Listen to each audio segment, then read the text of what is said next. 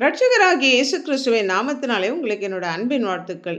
இன்றைய நாளின் தியானத்துக்காக தெரிந்து கொள்ளப்பட்ட வேத வசனம் லேவியராகமத்தின் புஸ்தகம் 19வது அதிகாரம் 14வது வசனம். செவிடனை நெந்தியாமலும் குருடனுக்கு முன்னே தடுக்களை வையாமலும் உன் தேவனுக்கு பயந்து இருப்பாயாக, நான் கர்த்தர்.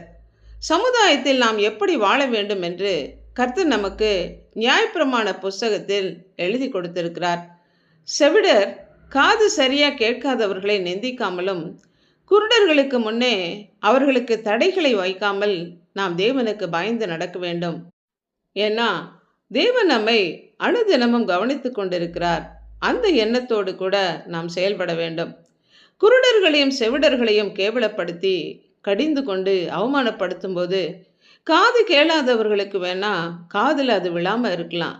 கண் தெரியாதவர்களுக்கு நாம் செய்கிற காரியங்கள் இன்னது என்று தெரியாமல் இருக்கலாம். ஆனால் அவர்களை படைத்த தேவன் ஒருவர் உண்டு.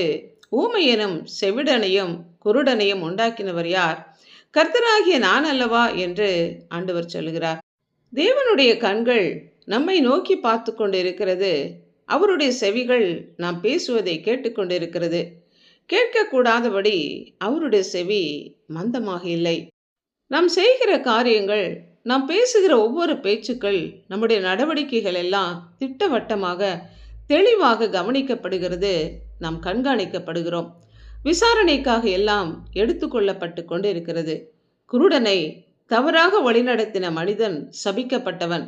குருடனுக்கு நான் வழிகாட்டியாக ஒரு கண்ணை போல இருந்து அவனுக்கு நான் வழிகாட்டினேன் என்று யோபு பக்தன் சொல்லுகிறான்.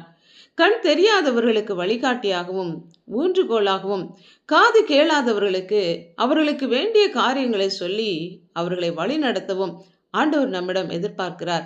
சிலர் சத்தியத்தை அறியாமல் அறிந்து கொள்ள முடியாமல் இருப்பார்கள். சிலருக்கு சத்தியத்தை முழுமையாக அறிந்து கொள்ள முடியாதபடி ஆவிக்குரிய குருட்டாட்டம் பிடித்தவர்களாக இருப்பார்கள்.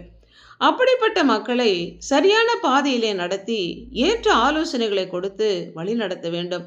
அவர்களை தவறாக வழிநடத்துகிற மக்களும் உண்டு. அப்படிப்பட்டவர்களும் சபிக்கப்பட்டவர்கள். நம்முடைய நடவடிக்கைகள் எப்படி இருக்கிறது? யோசித்து பார்ப்போம், ஜெபிப்போம். அன்புள்ள ஆண்டவரே, காண்கிற கண்களையும் கேட்கிற காதுகளையும் எங்களுக்கு அருளியதற்காக நன்றி செலுத்துகிறோம். செவிடனை நிந்திக்காமலும் குருடனுக்கு முன்பாக தடைக்கல்லை வைக்காமல் அவர்களுக்கு வேண்டிய உதவிகளை செய்ய கிருபை தாங்க. எங்களுடைய எல்லா நடவடிக்கைகளையும் கர்த்தர் காண்கிறீர். நீர் சகலத்தையும் பார்க்கிறீர், கேட்கிறீர் என்கிற உணர்வோடு நாங்கள் செயல்படவும், மற்றவர்களுக்கு இடையூறாக நாங்கள் இல்லாதபடி அவர்களுக்கு ஏற்ற உதவிகளை செய்ய எங்களுக்கு கிருபை தாங்க.